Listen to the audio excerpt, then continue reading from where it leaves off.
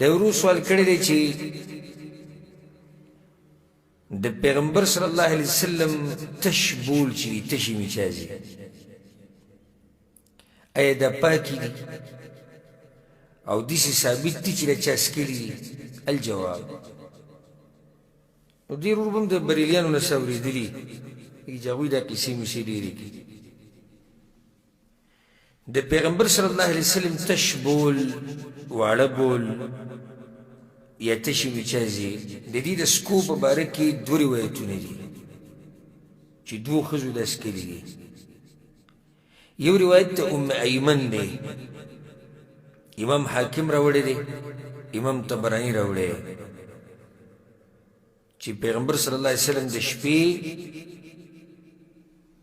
د کور په یو ګوټ کې یو لوښی پروت و په هغې کې تشې میچازي وکړي پخوا به دغه لوښو کې میچازي کولې بیا به هغه بهر صفا کول هغه لوښي پخوا داسې طریقه وه دا خو د نږدې وخته پورې دا طریقې وي یعنې که زمونږ کوم څوک سپین ږیری وي ډېر چې تپوس ته وکړي هغه به درته هم دا طریقه بیان کړي نو دا یو لوښي کې پیغمبر صلی الله علیه وسلم تش بول کړي او هغې بیا سیټ ته یې ایښولی و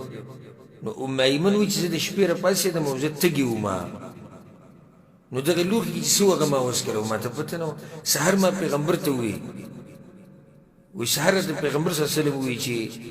ام ایمن دغه لوښي کې چې څه دي دا واړوه ما ورته چې هغو ما څکلي پیغمبر صلی الله علیه وسلم په خندا شو چې هغو زما بول یو دا روایت دی او دا سندن کمزوری دی دویم روایت امام طبرانی امام بیهقی راوړی دی چې پیغمبر صلی الله علیه وسلم یو لوښی و د کټ لاندې به یې ایښودو پای کې به رسول الله وسلم تشې میچازي کولې د شپې سهار به بیا صفا کوه تشې میچازي به یې ترې اړولې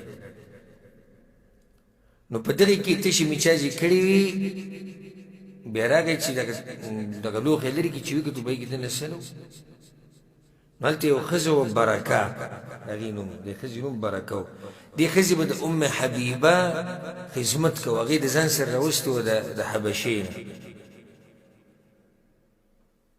نو پیغمبر صلی الله علیه وسلم ورته د برکه ته یې وویل وی هغه دې کې خو بول و هغه څه شو وی هغې ورته وایي چې هغه ما څکلي وی پیغمبر صلی الله علیه وسلم ورته وایي چې بس بیا خو د جهنم د اور نه دې ځان بچ کړو دا حدیث هم سندن کمزور دی دا دوه روایتونه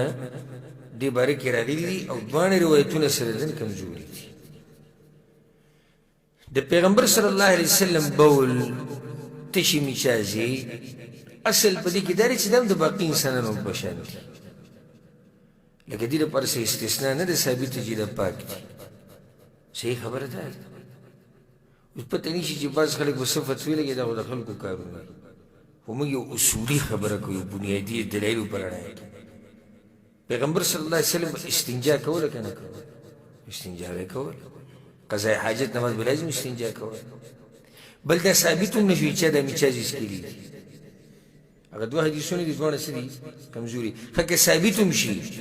که د دواړه حدیثونه ثابت هم شي نو دواړو قصدن نه دي څکلي په غلطۍ سره یې څکلي او هغوی کې اوبه دي یعنې که بالفرض دا حدیثونه ثابت هم شي نو هغوی داسې ارادتن خو نه دي ورغلي چې موږ ژوله میچازي څکو ته پته نه وه چې دې کې دننه څه پراته دي دې کې دننه میچازي دي او پیغمبر صلی الله علیه وسلم د باقي انسانانو په شان انسان دی د هغوی په شان بدن د هغوی په شان تشې میچازي د هغوی په شان اودسمات یې به یې کو قل انما انا بشر مثلکم قرآن کې حدیث کی دی په صحیح بخاری صحیح مسلم کی حدیث ته انما انا بشر مثلکم انسى كما تنسوا ستاسو په شان انسان یم زما نه مې هېرېږي خبره څنګه چې تاسو نه هېرېږي یو روایت کې داسې راځي په صحیح مسلم کې راشتي چې انما انا بشر ارضى كما يرضى البشر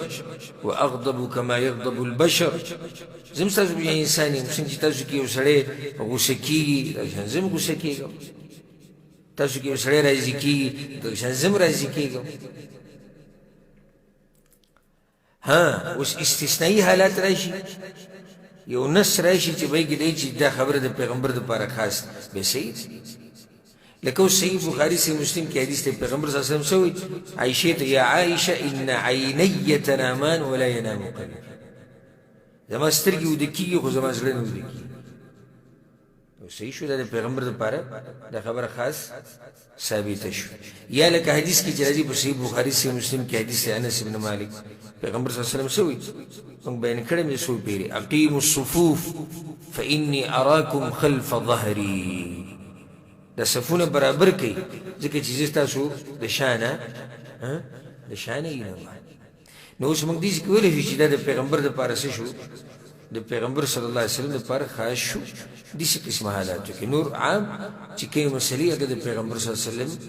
داسې لکه څنګه چې د امتیان وي والله اعلم